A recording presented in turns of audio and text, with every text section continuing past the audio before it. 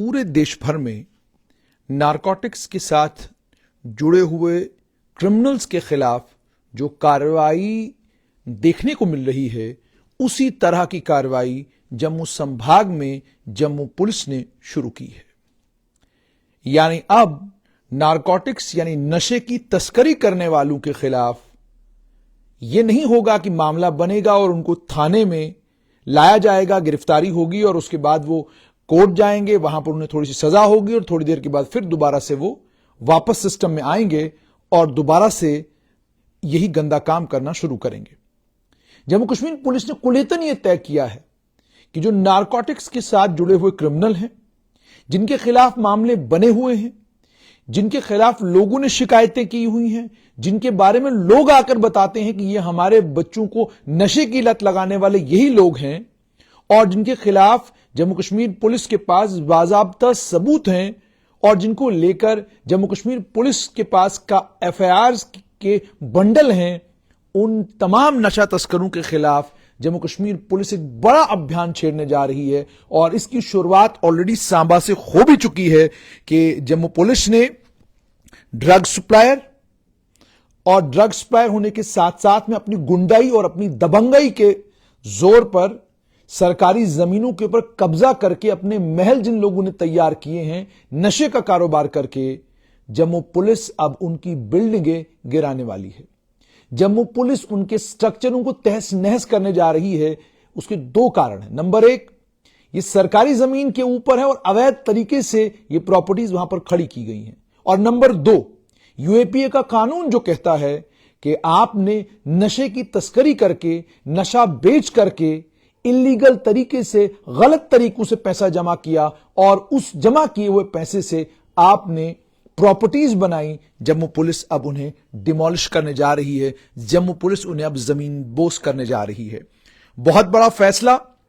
Drug suppliers के खिलाफ। और दूसरा ये कि सरकारी जमीनों के ऊपर कब्जा नहीं होने दिया जाएगा। इसमें सांबा में एक मामला बना और उस मामले में सांबा के डिप्टी कमिश्नर अभिषेक शर्मा और एसपी सांबा विनय शर्मा, जिन्होंने एंटी नारकोटिक्स टास्क फोर्स में एक लंबे समय तक काम किया, एक अनुभव उनके पास नारकोटिक्स के साथ डील करने का, नारकोटिक्स से जुड़े हुए इन स्मगलरों और बदमाशों, चोरों के साथ डील करने का उनका जबरदस्त एक्सपीरियंस, उसका इस्तेमाल करते हुए उन्होंने सांबा जिले में कार्रवाई की है और एक इलीगली कंस्ट्रक्टेड स्ट्रक्चर, एक नोटोरियस ड्रग क्रिमिनल का बीरपुर गांव में जो है वो स्ट्रक्चर गिरा दिया गया। ये स्ट्रक्चर 1 कनाल और 12 मरले सरकारी जमीन के ऊपर था। ऐसा कहना है सांबा के जो जिला अधिकारी हैं। जिस समय स्ट्रक्चर को डिमोलिश किया जा रहा था उस समय मौके पर एडीसी सांबा सुरेश चंद्र, एसडीपीओ बड़ी ब्राह्मणा मुकुंद तिब्रीवाल, आईपीएस एसडीएम विजयपुर उमेश, तहसीलदार बड़ी ब्राह्मणा पुनिका और एसएचओ बड़ी ब्राह्मणा, ये तमाम लोग वहां पर मौजूद थे और इनकी मौजूदगी में इस स्ट्रक्चर को गिरा दिया गया। उसके अलावा नशे से जुड़े हुए एक और मामले में सरकार ने एक नोटोरियस आदमी जिसका नाम कपिल शर्मा इलियास जिमी है और इसने एक अवैध तरीके से एक एस्टैब्लिशमेंट बनाया था, वहां से ये ऑपरेट करता था। ये चंडोई सैनिक कॉलोनी का रहने वाला है और लंबे वक्त तक, हालांकि इसके खिलाफ गंभीर आरोप थे वायलेंस के, इलीगल कन्फाइनमेंट के, ड्रग सप्लाई के और उसके अलावा एक ड्रग नेटवर्क चलाने के, ये सारे आरोप उनके ऊपर थे। और ये fake drug de addiction centre जो है वो बीरपुर बड़ी ब्राह्मणा में चलाते थे। ये सारे आरोप सांबा की जिला एडमिनिस्ट्रेशन ने लगाए हैं और उनका ये कहना है कि शर्मा को केस एफआईआर नंबर 11/2024 के तहत बड़ी ब्राह्मणा में जो है वो गिरफ्तार किया गया। और साथ में ये भी कि लगभग 17 एफआईआर जो हैं इस क्रिमिनल के खिलाफ जम्मू और सांबा जिले में लगी हुई है और इसमें अटेम्प्ट टू मर्डर है, ड्रग पेडलिंग है और उसके अलावा अन्य कई और आरोप इसके ऊपर हैं। और दूसरा सिर्फ ये कि पीएसए के तहत इसे जो है पीएसए के तहत इसे गिरफ्तार किया गया है। अब मामला यह है कि जो मेरी पास जानकारी है उसके मुताबिक जम्मू पुलिस ने डोजियर तैयार कर रखे उन तमाम लोगों के जो ड्रग माफिया के साथ जुड़े हुए हैं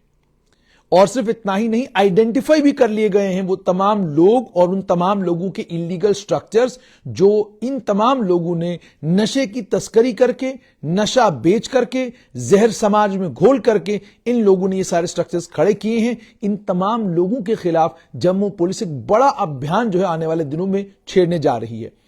सिर्फ नशे का मामला केवल और केवल जम्मू संभाग तक नहीं है, घाटी कश्मीर घाटी में भी नशे का कारोबार करने वाले लोग मौजूद हैं। अगर जम्मू संभाग में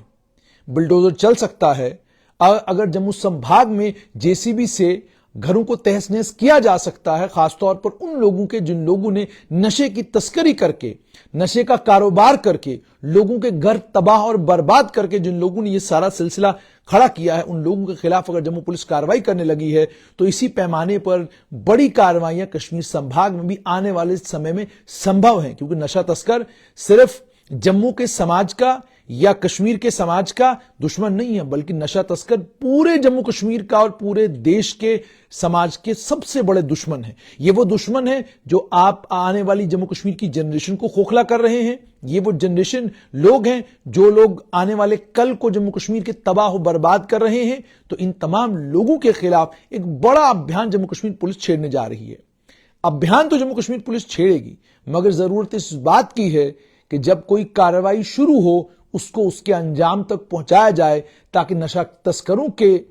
दिमाग और दिल के अंदर इतना खौफ बैठ जाए कि वो नशा तस्करी के बारे में सोचना भी बंद कर दें। इसकी बहुत जबरदस्त जरूरत है, वरना इस तरह की ड्राइव्स बहुत सारी होती हैं। आप शुरू करते हैं, आप कहते हैं सरकारी जमीनों पर अवैध कब्जे, ड्राइव शुरू की, थोड़ी देर चली, थोड़ा हू हंगल्ला और हंगामा हुआ, आपने ड्राइव बंद कर दी। इसी तरीके से नशा तस्करों के खिलाफ जब आप कार्रवाई करना शुरू करेंगे, इनमें से कई सारे नशा तस्कर ऐसे हैं जो व्हाइट कॉलर नशा तस्कर हैं, यानी नशा तस्करी कर रहे हैं, बेच नशा रहे हैं, मगर समाज के ठेकेदार भी बने बैठे हैं। जब आप कार्रवाई करना शुरू करेंगे तो जाहिर सी बात है दबाव भी आने शुरू हो जाएंगे, समाज के लोग उठ खड़े भी हो जाएंगे और ये भी कहेंगे कि जनाब ये बड़ा शरीफ आदमी है, जनाब हमने कभी इसको नहीं देखा कि ये नशा बेच रहा था। तो उस वक्त भी जम्मू कश्मीर पुलिस को चाहिए कि जब आप कार्रवाई करना शुरू करें, आपके पास मुकम्मल तफसीलात और इत्तलात होनी चाहिए, ताकि जब आप कार्रवाई करें तो पता ये चले कि आपके पास पूरी डिटेल थी, आपके पास तथ्य थे और तथ्यों के आधार पर आपने जो है कार्रवाई की है। तो फिलहाल जम्मू पुलिस ने जो सांबा जिले में किया है, और सांबा के जिला कमिश्नर और वहां के एसएसपी, जैसे मैंने आपको बताया कि वह सांबा के एसएसपी का जहां तक ताल्लुक है विनय शर्मा, वो एंटी नारकोटिक्स टास्क फोर्स में रहे हैं, वहां पर उन्होंने काम किया है। और नशा तस्कर किस तरीके से ऑपरेट करते हैं, ये कहां कैसे किस तरीके से इनका अपना ये जाल बिछाते हैं, उसकी काफी जानकारी उनको है। उसी के चलते अपने उस एक्सपर्टीज और एक्सपीरियंस का इस्तेमाल करते हुए, और जो दिशा निर्देश उनको एडीजीपी जम्मू आनंद जैन से मिलते हैं, या जो directions already director general police R Swain ने दे रखी हैं कि ना नशा तस्करों को बख्शो, ना आतंकवाद के समर्थकों को बख्शो, ना आतंकवादियों को बख्शो, और ना ही उन लोगों को बख्शो जो समाज के अंदर साधु का बेस बनाकर, माफ कीजिएगा मैं इस लफ्ज का इस्तेमाल कर रहा हूं, साधारण आदमी का बेस बनाकर, पीर फकीर का बेस बनाकर, मौलवी का बेस बनाकर, इमाम खतीब का बेस बनाकर समाज के अंदर बैठे हैं, मगर असल में समाज के अंदर बैठकर भी काम उन लोगों का कर रहे हैं जो बॉर्डर के उस तरफ बैठे हुए हैं। अलग अलग ऐपों के जरिए,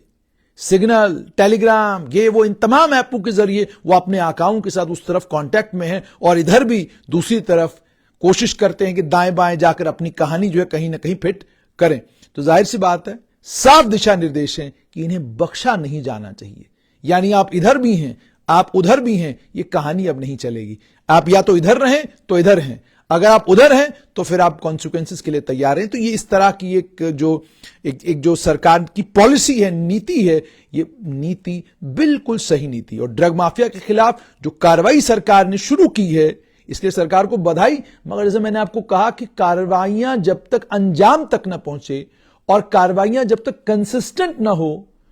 और नशा तस्करों को जब तक सरकार ये इनके दिमागों और दिलों में खौफ और डर ना बिठा दे कि आपको बख्शा नहीं जाएगा, तब तक बात बनने वाली नहीं है। काम शुरू होगा, रुक जाएगा, काम शुरू हो तो रुकने ना पाए।